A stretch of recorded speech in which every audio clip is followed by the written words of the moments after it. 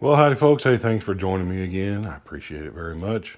So today, this is going to be episode 2 of my garage renovation, workshop renovation, wood shop renovation, whatever you want to call it. I don't care what it is. It's my garage renovation.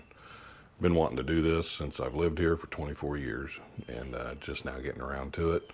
Today, what I'm going to do is I'll show you up here when they put all this in. You got my ceiling joist going across here. Of course, nothing's based off of 16-inch centers. It's going to be crazy when I drywall it. But they didn't put anything here.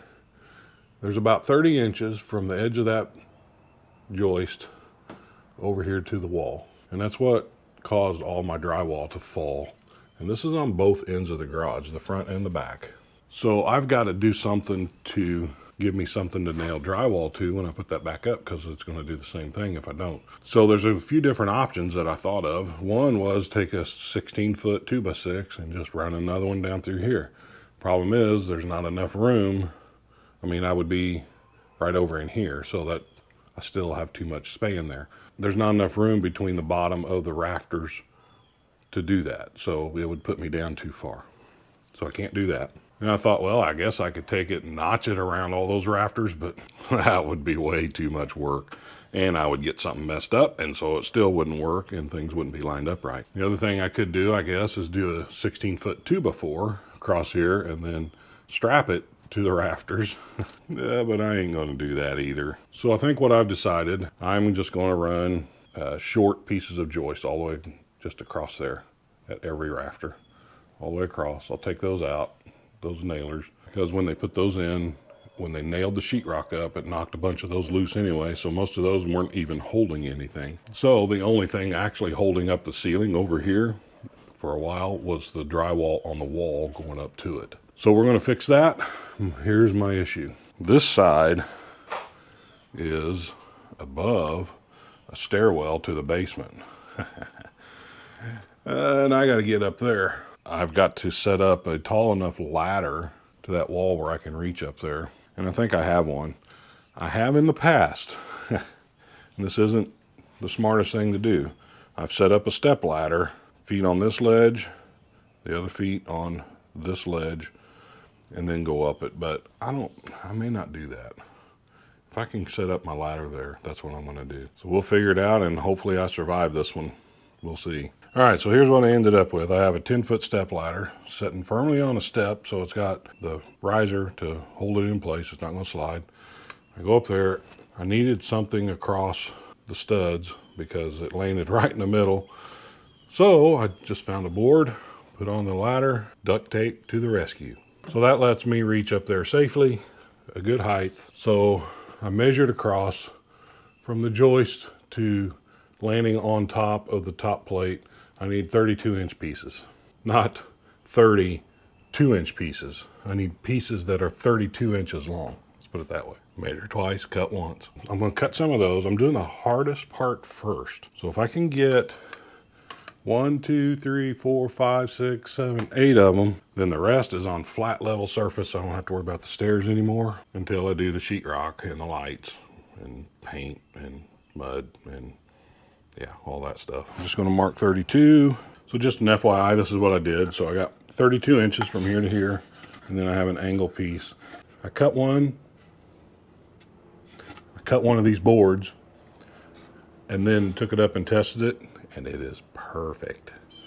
So I'm just going to cut a bunch of these and we'll start nailing them in. So here's a quick little pro tip from an amateur. So instead of measuring every one of these out and getting the angle right, I'm just using the one I cut that worked as a pattern.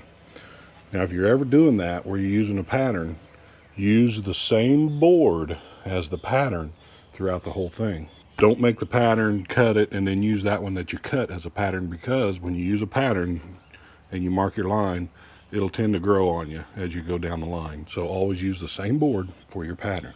That was free. Doesn't cost you a thing. I just threw it in because I like you guys. So I thought I would bring you up here just to show you what I'm dealing with. I already knocked this board out. As you can see, there's the others down there. Now I'm going to use my rough end nailer. If you want to screw it up, feel free to use screws.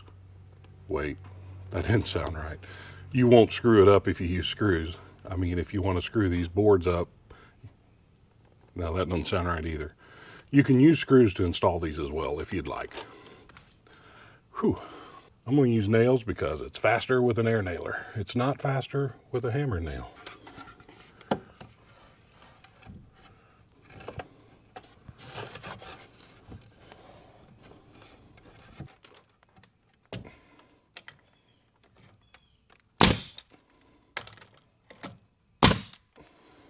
Oh yeah.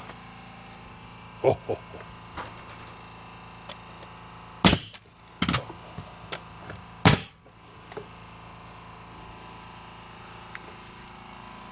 I almost missed that one. Better put another one there. All right. Sorry for all the dust, 60-year-old dust. Well, finally, after almost 60 years, I'm fixing the contractor's goof up by not making this so that it would stay up. Oh well, this is what I'm going to do. I'm going to do that all the way down for each one. I'm going to do that off camera because I can't hold this camera and do that. I know, I can't multitask, I guess. But I'll be back when I'm done with this and show you how it turned out. Now, sometimes you do things that seem a little bit dangerous. This is not my favorite thing to do, but I don't have the equipment to do it any other way. Don't do it this way. This is not a demonstration of how to do it. I'm trying to teach you how not to do it, okay? Don't do it the way I'm doing it. Do as I say, not as I do. Do not try this at home. Try it at someone else's home, I guess. I don't know what to tell you.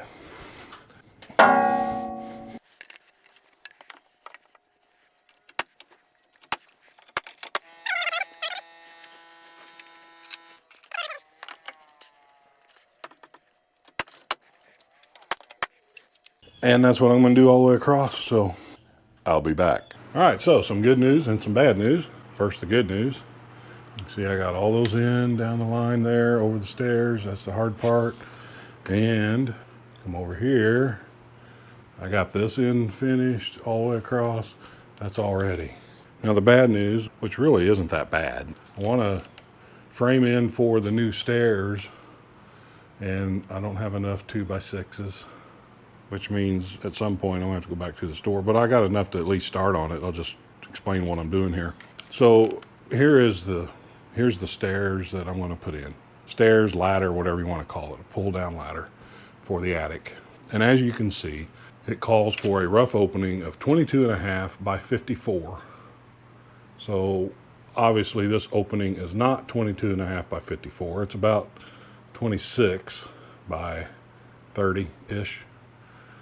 So I'm gonna have to come back out this way some, and I'm gonna have to narrow that a little bit, and I'm gonna shift it to that side. So right now I have enough. I'm gonna put another 2x6 along the wall there just to bring that out a little bit for the drywall.